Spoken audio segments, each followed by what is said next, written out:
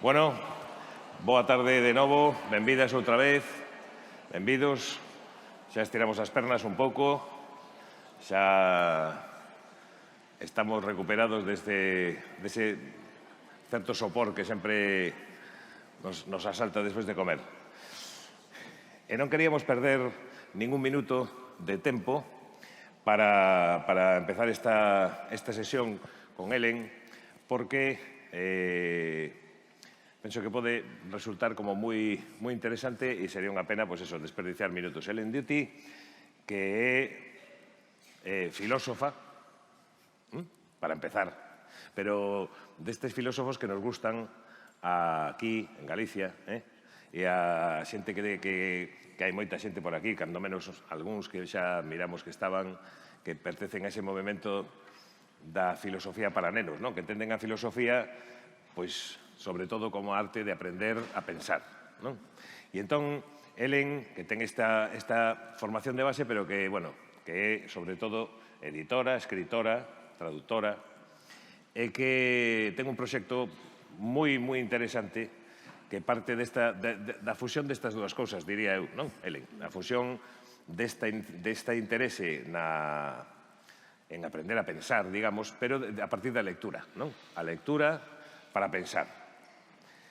Que deu, ademais, bueno, en cousas que ides coñecer hoxe polo miúdo, vale? Entón, Helen Duty, encantados de contar contigo hoxe. Adiante.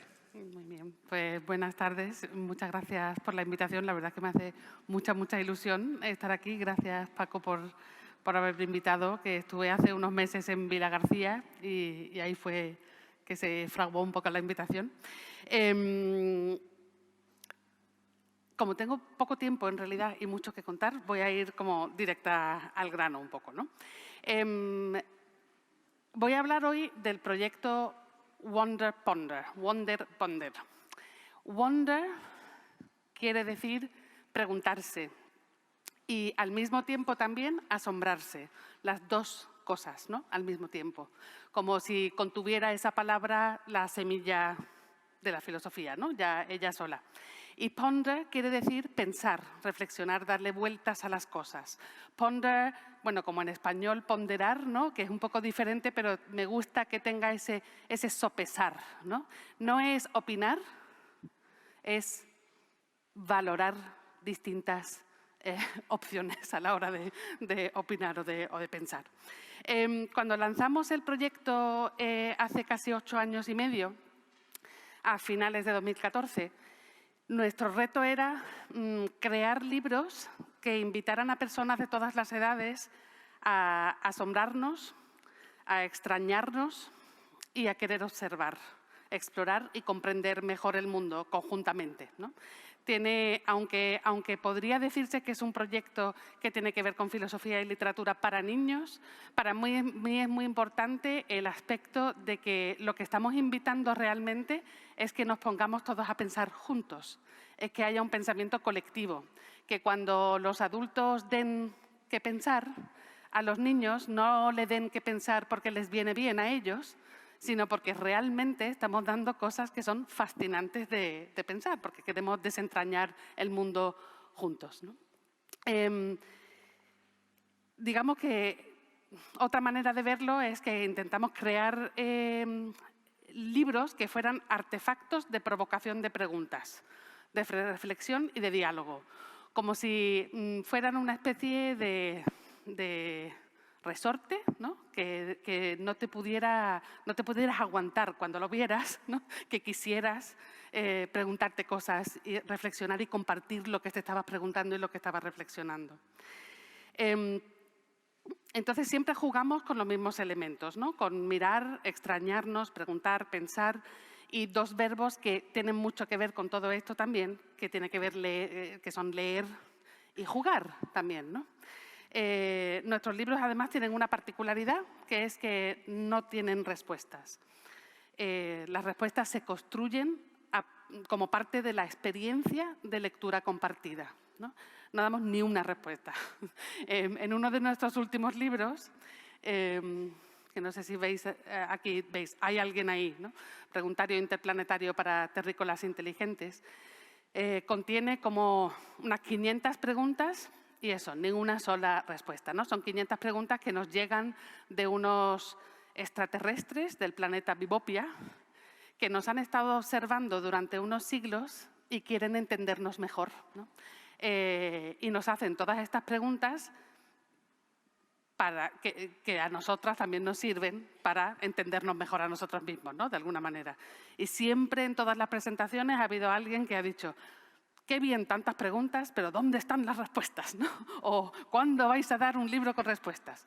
Y a eso siempre contestamos, pues las librerías están llenas de libros con respuestas, algunas de ellas son baratas incluso, pues ir a cogerosla. Pero a nosotros lo que nos interesa especialmente son las preguntas, también las respuestas, claro, pero nos enfocamos un poco en la generación de preguntas. En estos 8 años hemos creado 8 libros, o sea que somos lentas, ¿no? Y 4 colecciones. 8 entre 4, cada 2 libros, una colección, ¿no? No tenemos remedio, o sea, pero al mismo tiempo creemos que tiene sentido, ya lo iremos viendo. Hoy me voy a fijar especialmente en la colección de filosofía visual para todas las edades. Pero os voy a presentar así brevemente todo porque me parece importante cómo está relacionado todo en el sentido de que nos interesa provocar preguntas y reflexión de distintas maneras, pero todas esas maneras tienen algo en común, tienen una serie de elementos en común.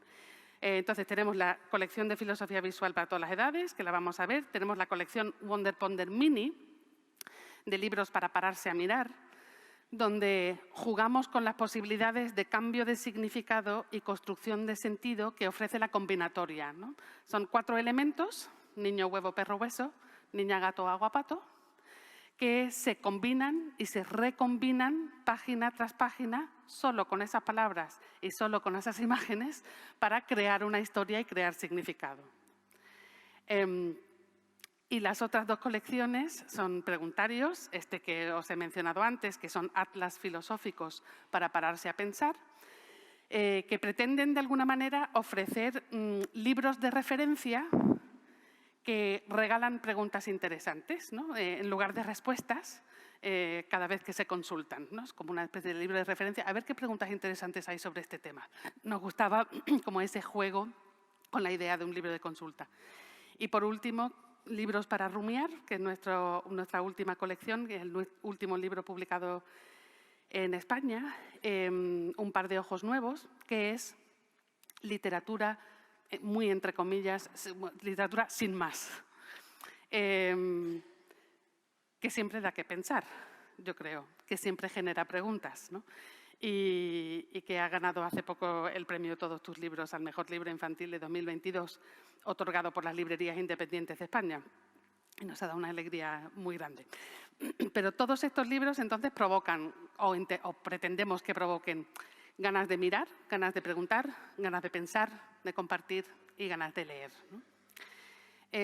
Os digo así muy brevemente, el proyecto Wonder Ponder tiene un espacio en todos los niveles educativos. O sea, a ver, se utiliza en muchas familias, ¿no? Es una cosa que se puede comprar simplemente para conversar en familia. Hay mucha gente que dice, yo siempre lo saco cuando viene la abuela, porque de repente hay 3 generaciones que tienen cosas muy interesantes que decirse, ¿no?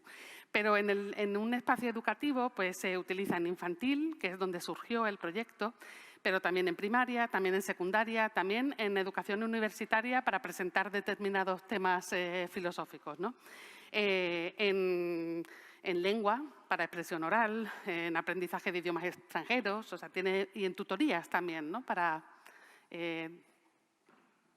soltarse, ¿no? para hablar.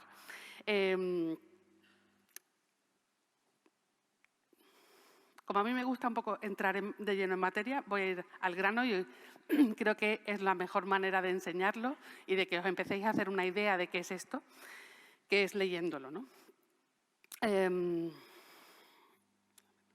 Nuestros libros, no sé si habéis visto que vienen en caja, como así.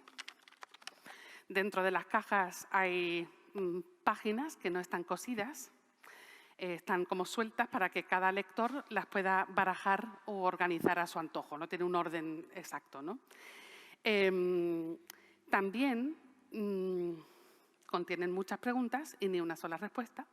Y tampoco contienen instrucciones realmente, ¿no? Esto es algo que mucha gente nos riñe al respecto, pero para nosotras tiene algo de importante, que no dirijamos demasiado, aunque voy a dar bastantes ideas hoy para ver cómo se podrían utilizar, pero yo siempre encuentro que cuando se explicita un método, se mata la cosa, ¿no? Es como en el momento en que te pones paso número 1, paso número 2, paso número 2, a la tercera ya no te apetece mucho utilizarlo, ¿no? Entonces, nosotros tenemos en el exterior de la caja una sola instrucción en 3 partes, ¿no? Abre, mira, piensa y arréglatelas un poco, ¿no? Pero para mí hay un verbo también que engloba esto, como ya he mencionado, que es leer. Así que voy a ir adelante y leeros. Hoy lo que voy a intentar hacer es leer de muchas maneras diferentes estos libros, para que veáis esa cosa de que todos podemos apropiarnos de ellos un poco como nos dé la gana, experimentando, viendo, haciendo un día una cosa y luego haciendo una pequeña variación al día siguiente y a ver qué pasa. Bueno, os voy a dar como una muestra un poco, ¿no? Entonces, voy a leeros la primera manera, que sería un poco la manera, yo creo, contraria de la que la mayoría de la gente lo leería la primera vez que se encuentra uno de nuestros libros, ¿no? Pues nuestros libros contienen escenas como imágenes donde está siempre pasando algo y que da que pensar de maneras interesantes. Lo normal sería a lo mejor sentarse, explorar esa imagen y normalmente cada imagen da para 1 hora o más para pensarlo. Pero a veces hago este recital bombardeo de preguntas y luego genero preguntas. Y voy a enseñaros cómo lo hago, ¿no? Entonces, os voy a leer un extracto de nuestro tercer título, que es Lo que tú quieras, que es una invitación a explorar la libertad. Todas nuestras cajas contienen como 14 imágenes que te hacen pensar en distintos aspectos de ese tema central, ¿no? De distintas maneras de ese tema central. Entonces, voy allá. Lo que tú quieras. Lo que tú quieras. Oh, win, turi, turi, turo. Una gaita es el ruido más horrible que conozco. Odio las gaitas. El ruido te penetra en el oído y no hay manera de sacárselo. Oh, win, turi, turi, turo. Suena la gaita del gaitero que toca contentísimo él a todo pulmón, ¿no? Mirad al pobre niño. Si el ruido de la gaita es una de las cosas más horrorosas del mundo, imaginaos despertarse con el ruido de una gaita. No hay derecho, dice el niño, quiero dormir. Oh, win, turi, turi, turo, repite el gaitero entregado al fragor de su instrumento. ¿Tiene derecho el gaitero a tocar? ¿Tiene derecho el niño a dormir? ¿Cuál de los 2 derechos es más importante, el del gaitero o el del niño? ¿Qué información necesitaríamos para determinarlo? ¿Se te ocurre alguna solución para que tanto el gaitero como el niño puedan hacer lo que quieran? ¿Tiene que haber normas? ¿Quién debe ponerlas?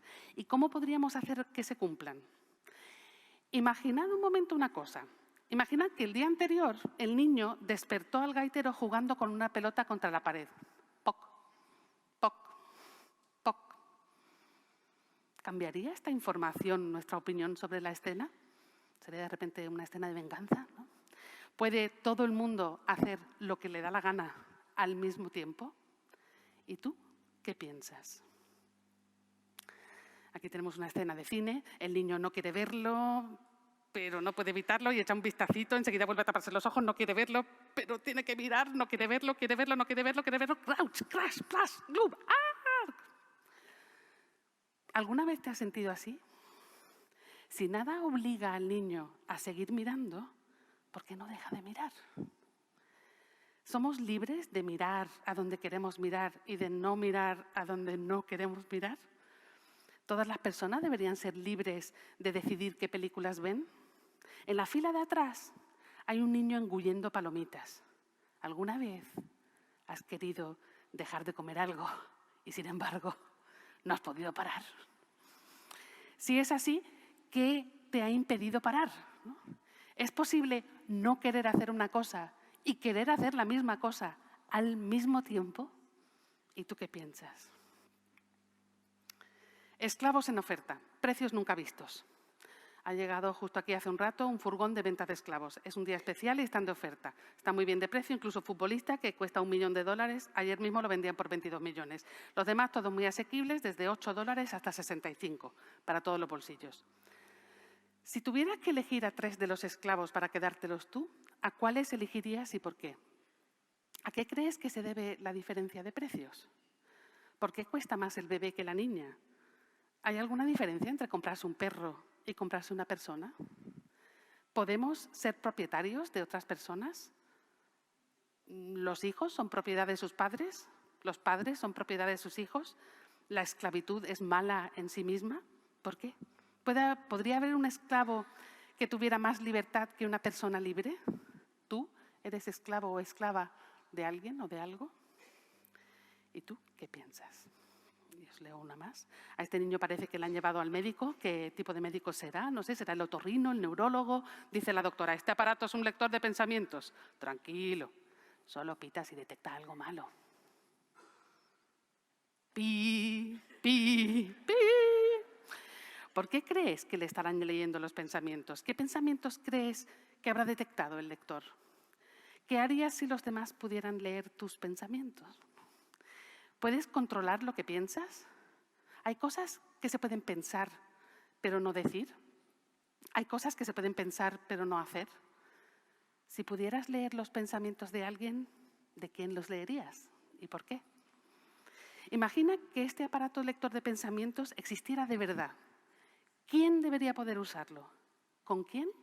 ¿Y para qué? ¿Y tú qué piensas? Bueno, hay muchas formas de mostrar y leer este libro y desde luego eso, no todas son tan rápidas como esto, que casi lo que intentamos hacer es que sea como una especie de baño de preguntas que no te permita, siempre hay como una tentación de intentar contestar al principio, pero pronto te das cuenta que no va de eso, sino que va de dejarte eso, pues como inundar un poco por las preguntas, o un poco como si estuvieras escuchando un poema, ¿no? Te dejas como contar, ¿no? estas preguntas. Y pasa una cosa muy interesante cuando hemos comprobado que cuando lo leemos así, de esta manera tan rápida y efusiva, ¿no? Casi sin dejar respirar y desde luego no dejar pensar, ¿no? Cuando mostramos otra imagen de las que contiene el libro, por ejemplo esta, ¿no? Dice la adivina al padre, veo cosas malas, muy malas, ¿estás seguro de que desea conocer el futuro de su hijo? Y así, con el foco puesto en las preguntas, pasamos la bola, ¿no? Venga, como estamos en el momento de pensar. Y entonces levanta la mano Iker, de 8 años, emocionado. Tengo una. ¿Qué cosas malas ha visto la adivina? ¿No? Sara, de 10 años, añade otra. ¿Por qué habrá ido el padre a la adivina? ¿Había visto ya que algo iba mal con el bebé? Diego, de 6, pregunta preocupado, ¿dónde está la mamá? Y Alba, de 10, pregunta suspicaz que cómo sabemos que no estamos viendo una obra de teatro. Y añade, probablemente como prueba de su sospecha, porque tiene el padre el pelo azul. Laura tiene 15 años y le preocupa otra cosa bien distinta. ¿Tiene derecho el padre a curiosear en el futuro de su hija? Raúl, de 9 años, plantea ponerse en el lugar. ¿Qué harías tú si fueras el padre del bebé? ¿Querrías conocer su futuro? Esther, de 11 años, pone el foco en la adivina. ¿Cómo adquirió la adivina sus poderes? ¿Le vienen de nacimiento o los aprendió? Y Javier, de 7 años, mantiene el foco ahí. ¿Cómo sabemos que la adivina está diciendo la verdad y que no le está engañando? Y poco a poco nos vamos alejando de la literalidad de la imagen y vamos haciendo también preguntas más grandes, ¿no? No solo de la imagen, sino otras cosas que nos hace pensar la imagen sobre nuestro mundo. ¿Es posible conocer el futuro?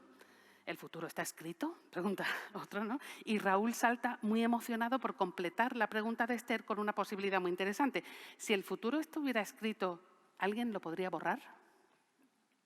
Sara pregunta, si se pudiera conocer el futuro, ¿querrías conocerlo? ¿Qué es mejor, no saber o saber? Lo reformula otra persona, ¿no?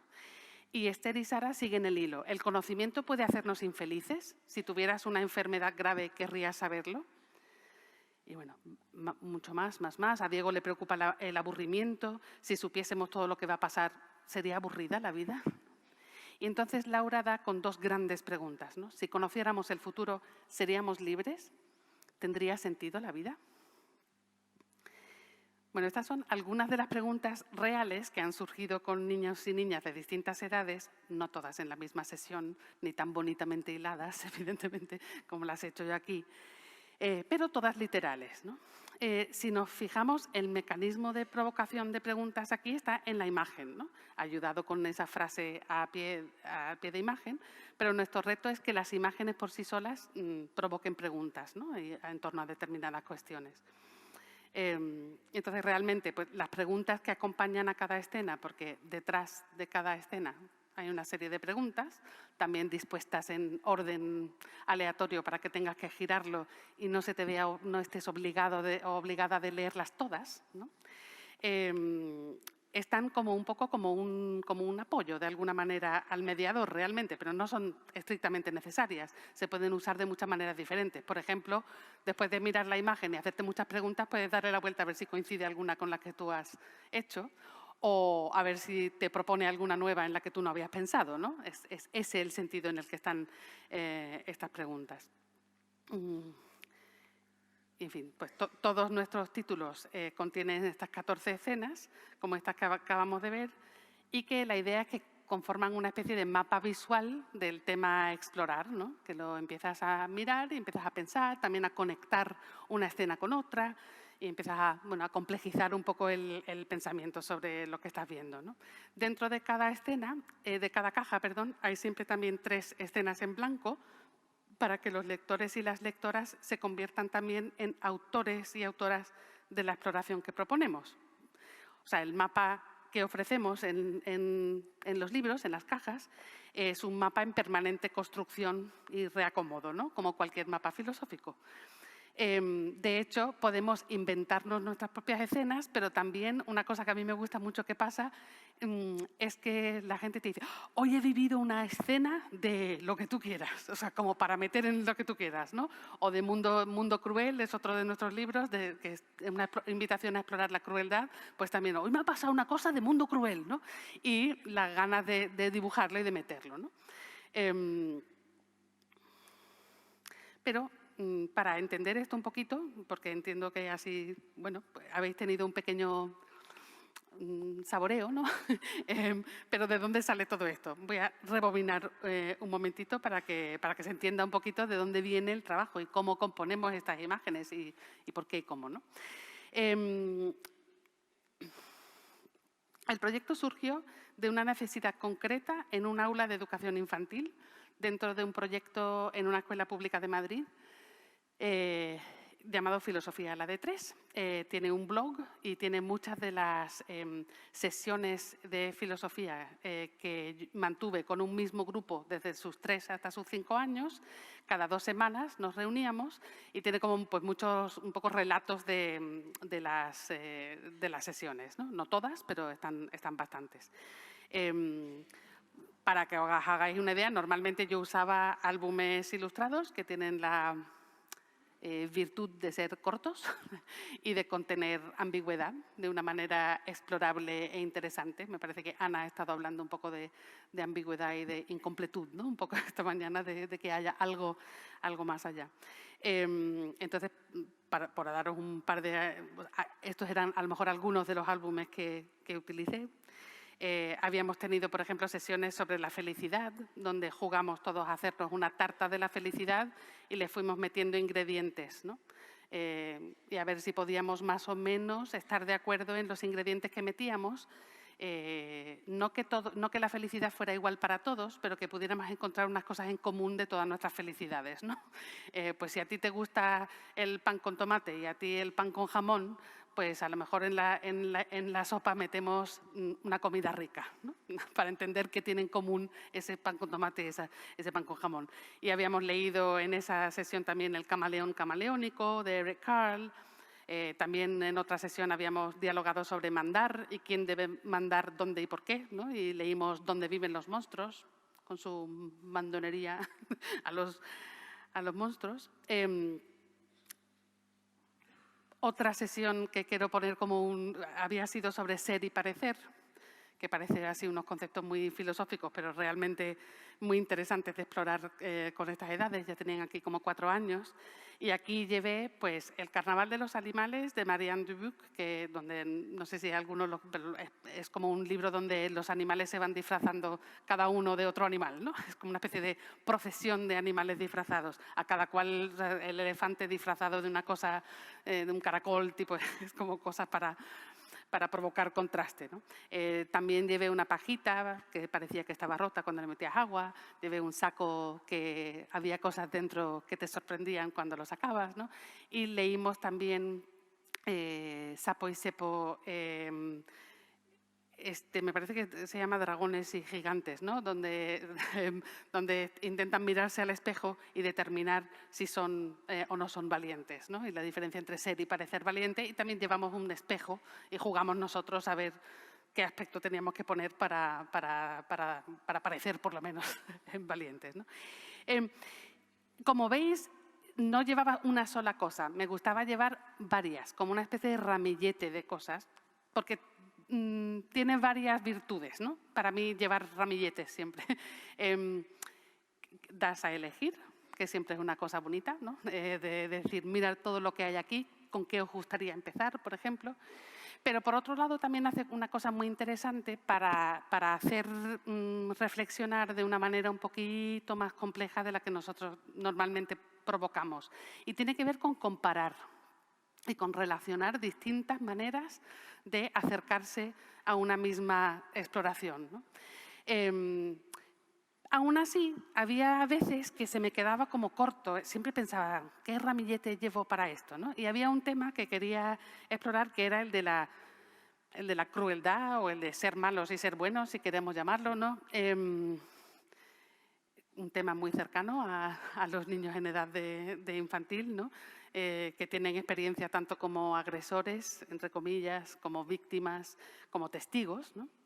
Y que también están empezando a navegar los límites un poco de la aceptabilidad, ¿no? ¿Qué puedo hacer yo a otros en que se queje y qué me puede hacer otro a mí sin que me queje yo, ¿no? ¿Dónde está? Y además muchas veces te miran, ¿no? Como, esto es una...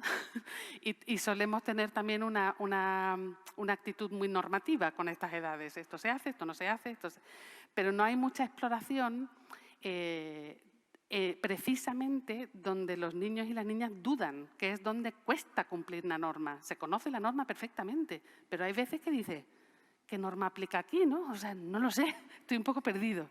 Y esto tiene que ver con que las normas no son nunca blanco y negro. Incluso con 4 años lo percibes en cómo te miran para que les guíes de... Ostras, se me están ocurriendo tres normas en mi cabeza ahora mismo, pero no sé muy bien cuál tiene prioridad, ¿no?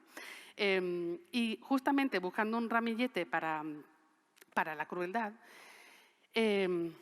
claro, a mí se me ocurría, no quería llevarle un solo cuento porque te da una perspectiva, bueno, como mucho 2, ¿no? La del agresor y la de la víctima, o a lo mejor la del testigo.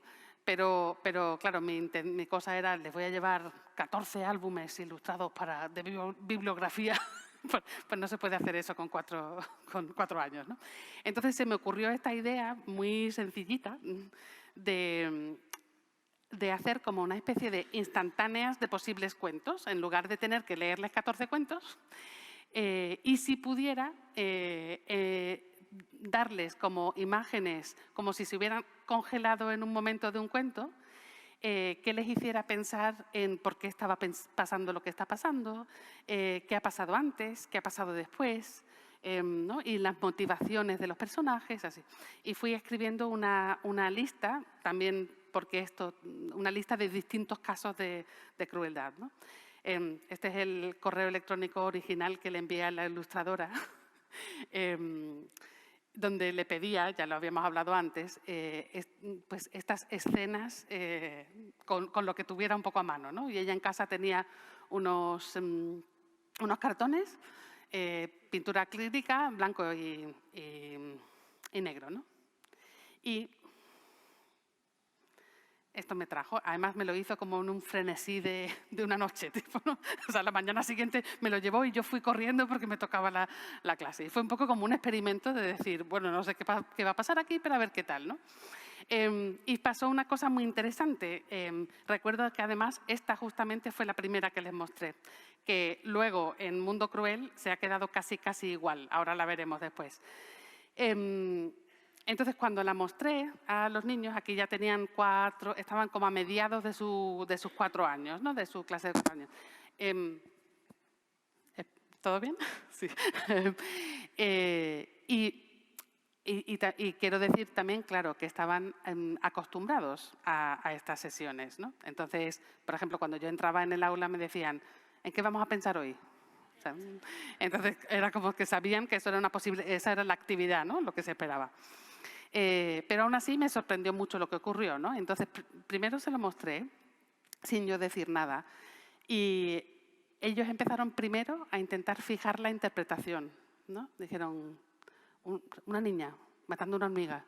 Y dice otro, no, matando no, porque es un lápiz, la está dibujando. Y dice otro, no, fíjate bien, porque, o sea, el lápiz está atravesándole, ¿no? Y entonces, esta como un poco fijación colectiva de la interpretación primero, ¿no? Y muy poco después, sin yo decir tampoco nada, dijeron, qué mala la niña, ¿no? Y decían, sí, además tiene cara de mala, ¿no? Y decía alguien, parece que le gusta, ¿no? Y entonces ahí también con juicio, ¿no? Entonces, qué mala la niña.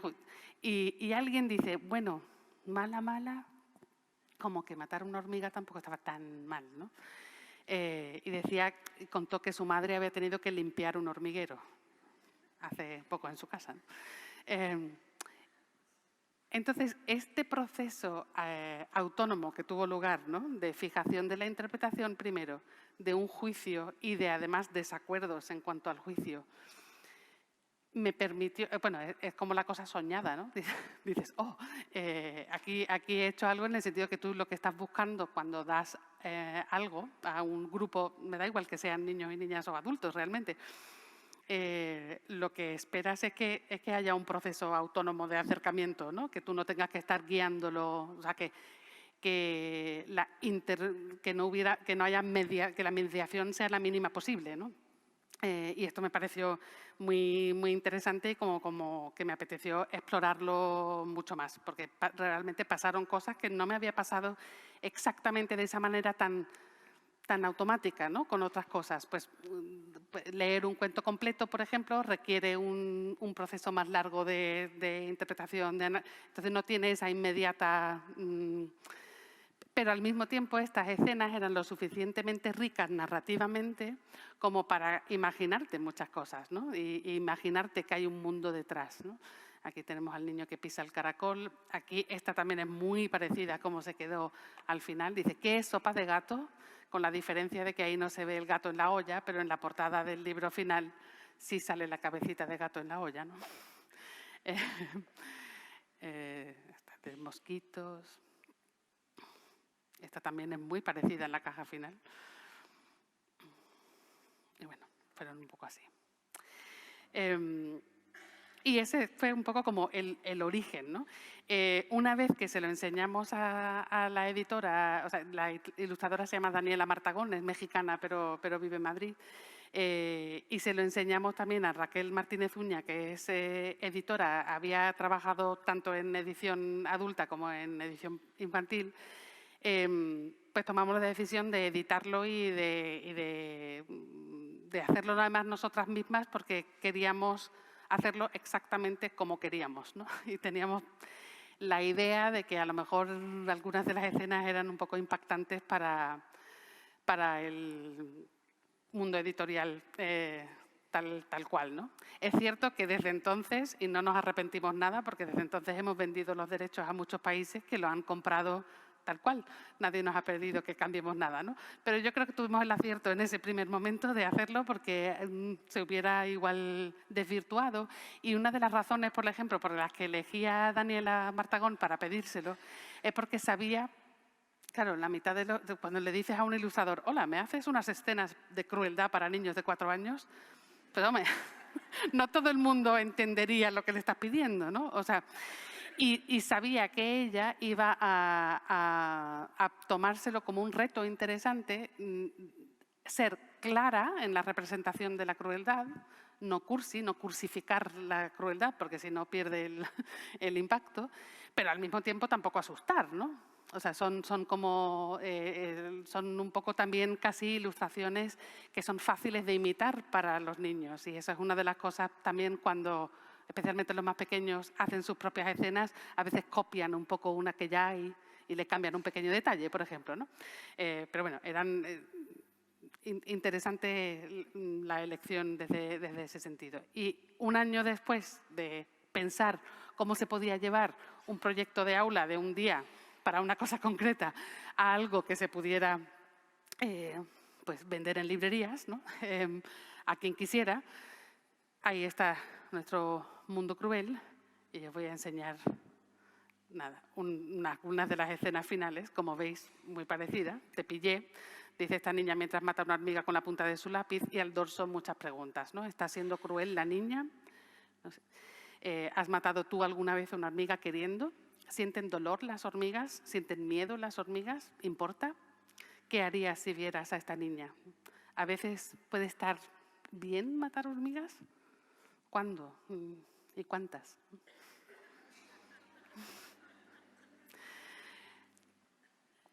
¿Qué? ¿Sopa de gato? ¡Puah! ¿Qué cosas no comerías nunca jamás? ¿Por qué? ¿Has tomado alguna vez sopa de gato? ¿Por qué nos cuesta tanto la idea de pensar en sopa de gato, ¿no? ¿Hay alguna diferencia entre comer pollo y comer gato? ¿Cuál es exactamente la diferencia? ¿Qué es más cruel? ¿Comerse un animal que ha vivido una vida feliz o comerse un animal que ha vivido una vida dura? ¿Por qué? Les enseño una más. Cuanto antes dejes de patalear, antes saldrás, dice este padre a su hijo. ¿Qué crees que está pasando? ¿Es siempre cruel obligar a alguien a hacer algo que no quiere hacer? ¿Qué harías tú si fueras un padre o una madre y tu hijo o hija estuviera muy sucio y no quisiera lavarse? Da miedo lo que sugieren los niños y las niñas cuando les pones en el rol de padre y madre, ¿no? ¿Estás de acuerdo en que a veces los padres deben ser crueles con los niños por su propio bien? ¿Crees que a veces los adultos son crueles con los niños? ¿Crees que a veces los niños son crueles con los adultos? Les enseño esta de Blancanieves.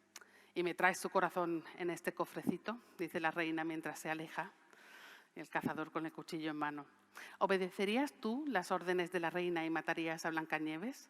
Porque si el cazador mata a Blancanieves, ¿quién será responsable de su muerte, el cazador o la reina?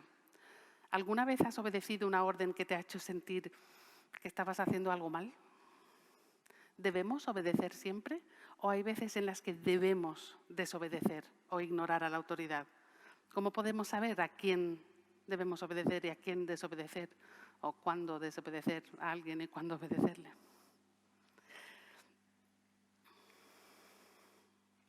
Bueno, desde entonces hemos ido desarrollando un procedimiento de trabajo un poco más consciente, quizás, ¿no? Cuando lo primero que hicimos con Mundo Cruel era como, bueno, si vendemos la tirada y recuperamos el dinero para hacer la segunda, seguimos el proyecto y si no, habrá sido bonito. Y más o menos lo recuperamos. Entonces hicimos la segunda, que se llama Yo Persona, pero ahí ya, claro, pues teníamos que pensar un poquito en cómo lo estábamos haciendo. Entonces, desde entonces, un poco, ¿no? El trabajo parte siempre de la observación de niños y niñas de todas las edades, parte de nuestra práctica, ¿no? ¿Qué interesa a los niños? ¿Qué quieren saber? ¿Qué necesitan o buscan definir, ¿no? Una vez que hemos como detectado un tema que funciona particularmente bien a todas las edades, ¿no? Yo lo que suelo hacer es una especie de mapa conceptual desbordante y gigantesco, ¿no? Donde está el concepto central y lo empiezo a subdividir como en conceptos clave interesantes para pensar sobre ese concepto central, ¿no? Decir, por ejemplo, si yo quiero pensar sobre la crueldad, sobre qué conceptos es absolutamente esencial pensar para pensar interesantemente, exhaustivamente, rigurosamente sobre la crueldad, ¿no? Por ejemplo, no sé, para pensar sobre la crueldad es esencial pensar en quién es la víctima, quién es el agresor, qué relación de poder hay entre el agresor y la víctima, ¿no? esto afecta a nuestro juicio del acto en cuestión, ¿no? De cómo de cruel es algo, toda esta información. También es importante, pues, la duración de la crueldad, ¿no? ¿Cuánto durante 3 años o solo un día? ¿No? ¿O a 2 personas o a 1000? Bueno, y así ir pensando con esos conceptos fundamentales, ¿no? Luego, observamos en talleres la conexión que tienen los niños con esos distintos conceptos y empezamos a pensar en escenas concretas que van a hacer brotar de manera interesante esos subconceptos relacionados, ¿no? Hacemos primero bocetos, los probamos con niños, niñas, con adultos, con abuelos, de 20 años y de 80, si podemos. Y rectificamos mucho en esta fase de observar, pues no sé, a veces piensas que una escena, que una imagen se va a leer de determinada manera y dices, ¿eh? ¿Por qué toda la conversación se está yendo en esta dirección, ¿no? Aunque nos gusta siempre, yo creo que es muy bonito, como mediador o mediadora, no tener todo claro de en qué dirección va a ir la conversación. O sea, una de las cosas bonitas es que siempre va a haber sorpresas, pero al menos así, la sorpresa debería estar en un campo temático más o menos relacionado, ¿no? Que no se vaya demasiado.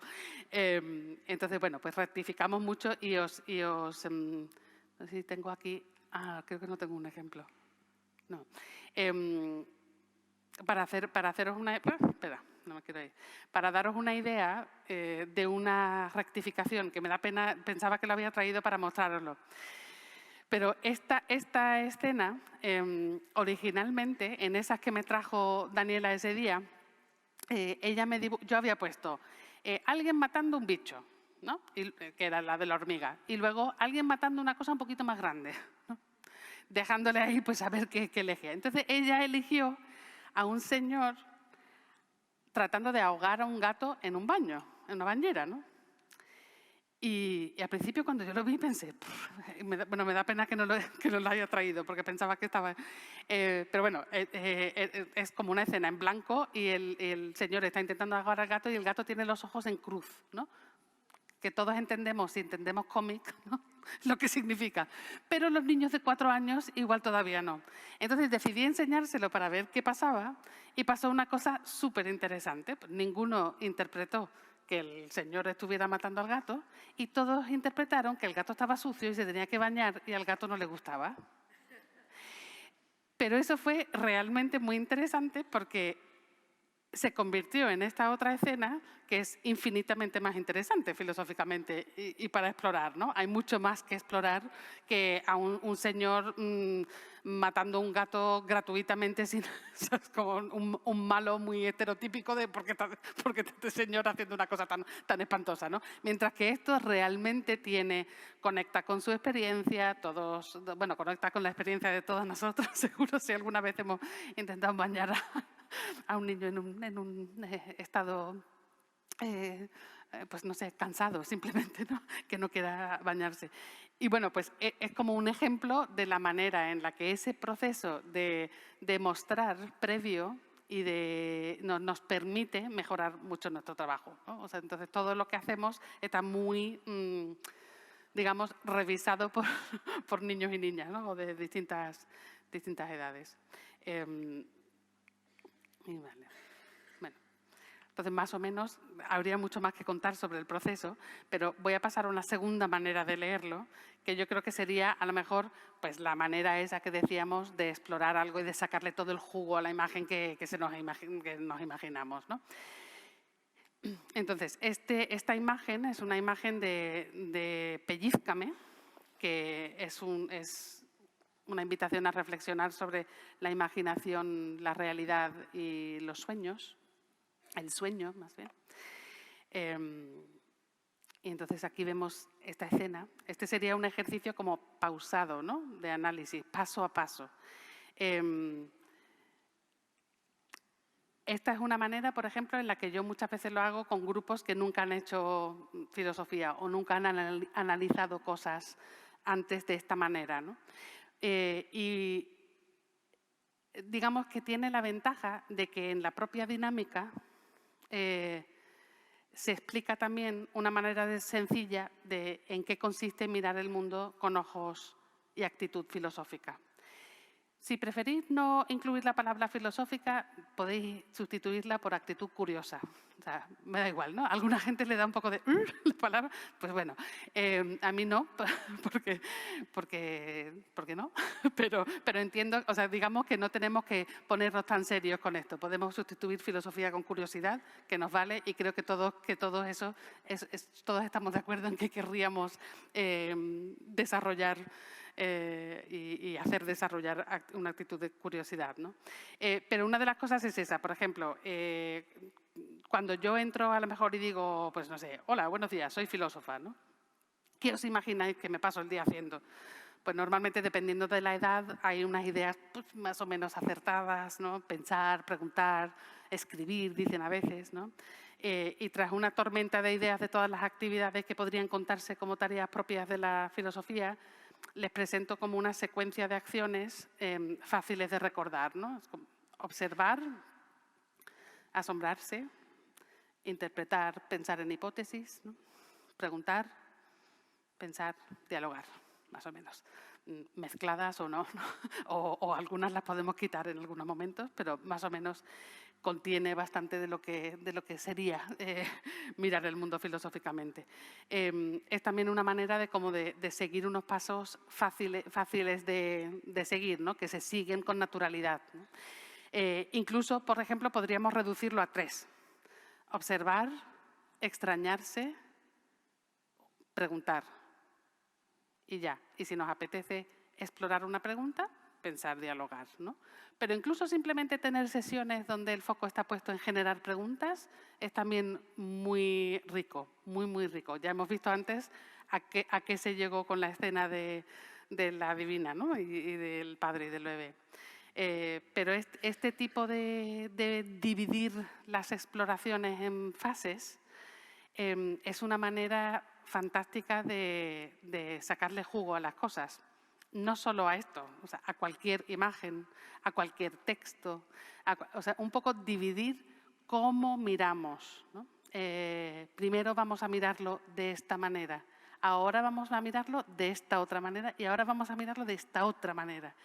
Y eso nos hace explorarlo con una pausa, con una profundización que si mezclamos todas las fases no va a ocurrir, ¿no? Hay algo como un poco metódico que lo podemos... Antes dije que no iba a dar un método, pero bueno, me entendéis que por lo menos una estructura a la que todos nos podemos acostumbrar es interesante. Aquí, por ejemplo, yo hago... La primera fase, siempre digo, o sea, como observación, ¿no? Como si estuviéramos haciendo un inventario de lo que vemos, un inventario clínico, ¿no? No vale hacer ningún juicio, no vale ponernos... Simplemente, ¿qué es lo que vemos, ¿no? Como hacían los niños y decían, la está dibujando, no, la está matando, mira cómo le atraviesa, ¿no? Como un poco fijar la interpretación de lo que vemos para que todos estemos de acuerdo en lo que vemos, para que si tú te has fijado en algo que yo no, me abras los ojos y yo no me he fijado en ese detalle, ¿no? Para que haya una especie de descripción colectiva de lo que vemos. Aquí, 2 personas a este lado de la ventana, una al otro lado, ¿no? Las 2 personas a este lado están hablando.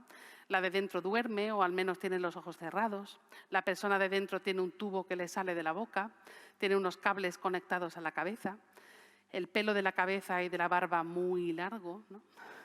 Da la sensación de que lleva ahí mucho tiempo, inexpresivo. Nos fijamos en las expresiones de las personas de fuera, a la persona a la derecha animada, con la boca abierta, probablemente hablando, la persona de la izquierda, las expresiones de preocupación o duda. Parece una especie de máquina o cabina, ¿no? Hay botones, nos fijamos en cada botón. Los botones tienen expresiones de emociones. La persona al otro lado del cristal tiene otro tubo, ¿no? Que le sale de la parte inferior de la silla. La ventana está cerrada con tornillos. Hay un termómetro a la derecha en el panel. La cabina o máquina tiene un nombre, Wonder Life, vida maravillosa. Y todo esto antes de leer la frase, ¿no? Ahora la podemos leer. Es muy sencillo. te conectan y ¡zas! Vives una vida perfectamente feliz sin sospechar jamás que nada es real. Entonces, ¿qué pasa cuando empezamos a observarlo así, de esta manera tan clínica? En realidad, seguro que ya todos nos hemos empezado a, al menos, extrañar de algunas cosas, ¿no? Y seguramente hemos saltado también al siguiente paso y nos hemos empezado a hacer preguntas. Pero vamos a solo asombrarnos y extrañarnos un momento, ¿no? ¿Qué es lo que nos llama la atención, ¿no? ¿Hay algo que nos choque, algo que nos asombre o algo que nos sorprenda, algo que no comprendamos, ¿no? y que nos gustaría como que alguien nos explicara o comprender mejor? Me extraña que el personaje del interior esté como encerrado, me extraña su pelo largo, su barba larga, me asombra que algo así pueda existir, me extraña la idea de que una máquina te pueda dar una vida perfectamente feliz. Me extraña este mundo donde parece que esto es una parte relativamente habitual de la vida. Me extrañan esos botones de las emociones con ese plus, ese más y ese menos, ¿no? Dando la impresión de que las emociones se pudieran ajustar con un botón y muchas más cosas seguro, ¿no? Entonces aquí ya tendríamos un inventario minucioso, ¿no? Confeccionado en el primer paso, y una serie de aspectos que nos gustaría comprender mejor o explorar más. Pasamos al siguiente paso, por ejemplo. Cuando observamos y cuando nos extrañamos, también no podemos evitar empezar a leer, a interpretar, ¿no? Por eso seguro que en paralelo a ese extrañamiento, nuestra mente ya se ha activado para buscar explicaciones a ese extrañamiento. Es difícil extrañarse sin tener hipótesis, ¿no? Solemos tener una primera hipótesis. No sé, puede ser, por ejemplo, un mundo relativamente cercano en el tiempo donde estas máquinas existen y el 50% de la población mundial ya ha elegido conectarse para obtener felicidad de por vida, por ejemplo, ¿no? Podría ser una primera idea de dónde viene esta cosa. Pero es divertido tratar de imaginar hipótesis diferentes a esa primera que hemos imaginado, ¿no? Y nos obliga a mirarlo de una manera diferente. A mí esto me gusta mucho hacerlo y además con todas las edades. Es como la primera hipótesis, nos viene muy rápido. Y ahora de repente mírala otra vez, córrete un poquito de sitio, ¿no?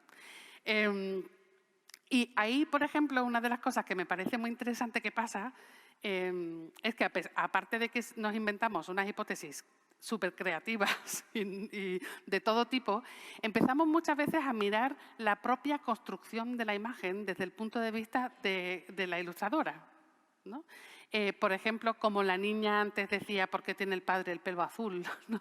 O podría ser un teatro. De repente te hace como metaanalizarlo de una manera también muy interesante que te mete y a lo mejor te prepara para hacer tu propia escena de pellízcame, ¿no? Para luego si la vamos a hacer. Y después de haber hecho este ejercicio, entonces empezamos a hacer preguntas, ¿no? No sé, me he ido ahí. Eso. Y, por ejemplo, las preguntas que salen después de haber hecho estas fases, entendéis que serán mucho más ricas que si simplemente dices, venga, preguntas. No, hemos tenido tiempo. Y para mí es una de las cosas más importantes que puede haber, ¿no? Tiene que haber espacio y tiene que haber tiempo para poder pensar. Podemos pensar en preguntas aquí sobre la escena esta en concreto, sobre escenas parecidas de nuestro mundo, sobre a qué nos recuerda de nuestro mundo, por ejemplo, sobre mundos deseables o indeseables, presentes o futuros, ¿no? Sobre a lo mejor conceptos difíciles de definir que se nos ocurren. O sea, aquí ya me estoy yendo como para que veáis los distintos niveles de edad, a lo mejor con los que nos podemos relacionar con la imagen, ¿no? Dilemas o problemas en los que te hace pensar la imagen, ¿no? Expresar esa pregunta en forma de dilema. Y preguntamos todo lo que se nos ocurra, ¿no? No tienen que ser grandes preguntas, tampoco tienen que ser filosóficas, pueden ser las que queramos, las que realmente nos hagamos al mirar la imagen, ¿no?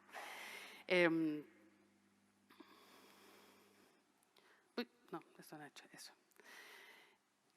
Cuando ya pensemos que no se nos ocurre ninguna imagen, ninguna pregunta más, podemos forzar un poquito dando unas pistas. Por ejemplo, poniendo palabras. que ponemos experiencias verdaderas, ¿no? O felicidad. Y a ver si se nos ocurre alguna pregunta específicamente conectadas con esas palabras que no hayan salido, ¿no? Y luego podemos, por ejemplo, elegir una o dos preguntas que nos apetece explorar con profundidad, ¿no? ¿Te conectarías a la máquina Wonderlife? ¿O es más deseable una vida auténtica con momentos de infelicidad que una vida falsa con felicidad permanente? ¿Por qué, no? Y ahí dialogamos, reflexionamos, problematizamos en profundidad sobre unas preguntas realmente difíciles e interesantes con implicaciones para nuestras vidas, ¿no? Y para nuestra idea de felicidad y de realidad y muchas ideas más. Entonces, de alguna manera, esto sería como un poco lo contrario de lo que hemos hecho al principio, ¿no? Pero ambas cosas tienen su interés. A mí me gusta el frenesí de lo primero también, porque te mete como en una actitud donde además te olvidas de que estás realmente, se te está pidiendo que hagas preguntas como respuestas, ¿no? O sea, que estás diciendo, ¿quién tiene preguntas? ¿No? Y no es un ejercicio muy habitual, ¿no? Que te pidan preguntas, digamos, en lugar de pedirte respuestas. Entonces, bueno, ¿cómo se puede leer Wonder Ponder? Solo voy a dar así unos pequeños ejemplos. Como hemos visto, o sea, cada escena estimula preguntas y diálogo por sí sola, ¿no? Pero incluso cada escena por sí sola genera una exploración más rica cuantas más escenas se hayan visto anteriormente, ¿no? Porque cada escena también estimula preguntas y diálogo en comparación y en contraste con las demás, ¿no? Y el conjunto de escenas estimula también un conjunto de preguntas más amplios, otro ejercicio que podemos, como otra capa, ¿no? de cosas que podemos añadir. Las podemos mirar todas juntas en un mural, ¿no? Podemos elegir 3 tarjetas y conectarlas, ¿no? Pensar, o sea, compararlas.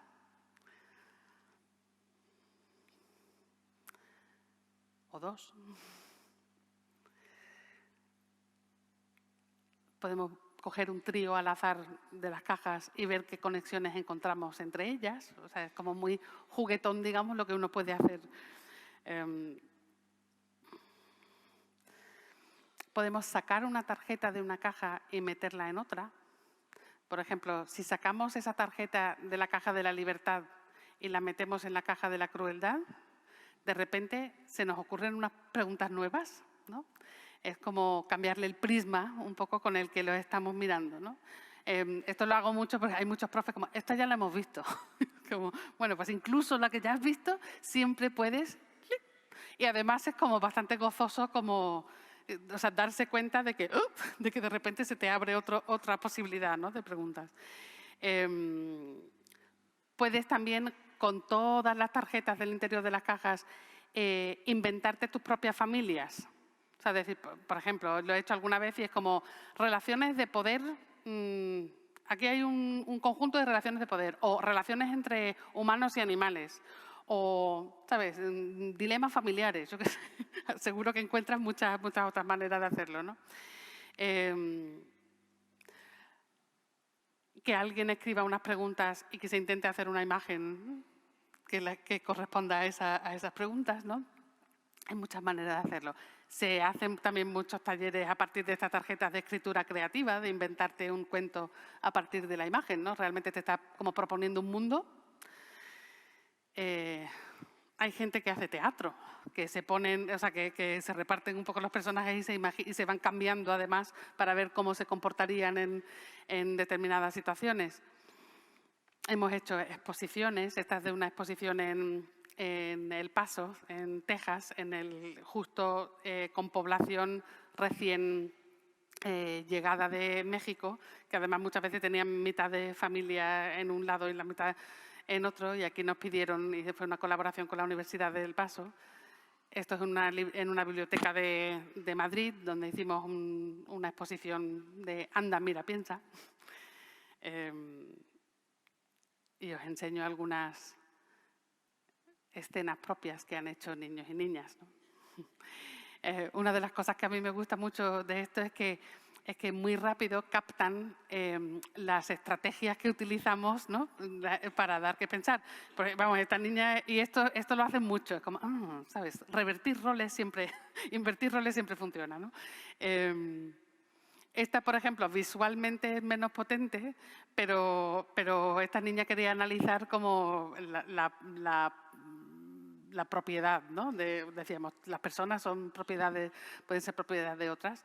Todas las personas son propiedad de sus padres, ¿no? Y está diciendo el padre, tírate por la ventana, ¿no? Y dice, ahora. Entonces, deberías obedecer siempre lo que dicen tus mayores, no sé. Esta es más simbólica. Esta escala de mando en una familia también es interesante, ¿no? ¿Quién manda en tu casa? Se ve que había nacido un bebé y que estaba ahí. Tiene más poder el bebé que el hijo y la hija. Otra inversión de roles, ¿no? Los perros comprándose unas personas, como quiero ese, el rubito, ¿no? Y aquí, por ejemplo, esto también lo hacen mucho, ¿no? Que es simplemente copiar una porque les apetece, que también es bonito, ¿no? No hace falta tampoco forzar. Aquí hay una escena de caza, bueno. También nos mandan imágenes señores de 50 y pico años, esto es de un librero de Vic, Germán Machado.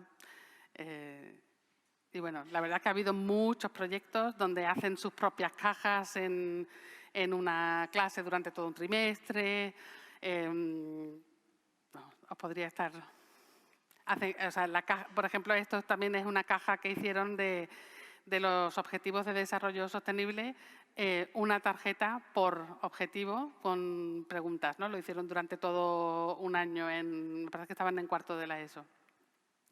Y bueno, podemos... ¿Ese es el tiempo total que me queda? Sí. Vale, pues entonces os iba a enseñar los otros libros, pero voy a dejar un poquito de tiempo para preguntas por si alguien quiere. Ya os he mencionado un poco de ¿hay alguien ahí?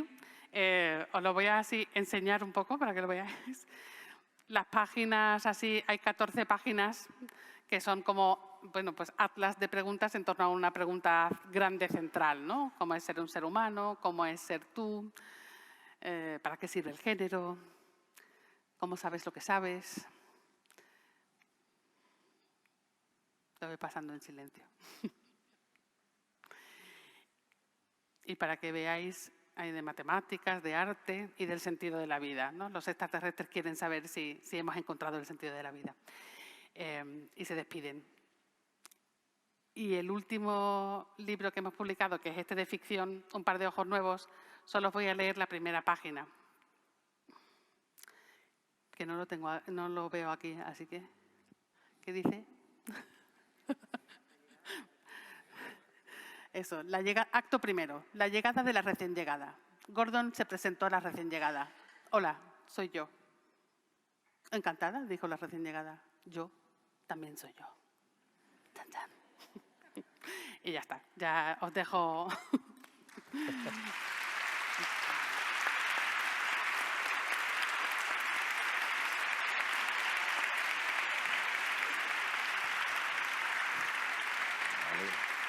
Sí. No, hola. Me parece que no tengo... ¿O sí? ¿Sí? Sí tengo sonido. Bueno, tenemos eso, unos minutitos. Bueno, muchas gracias, Helen.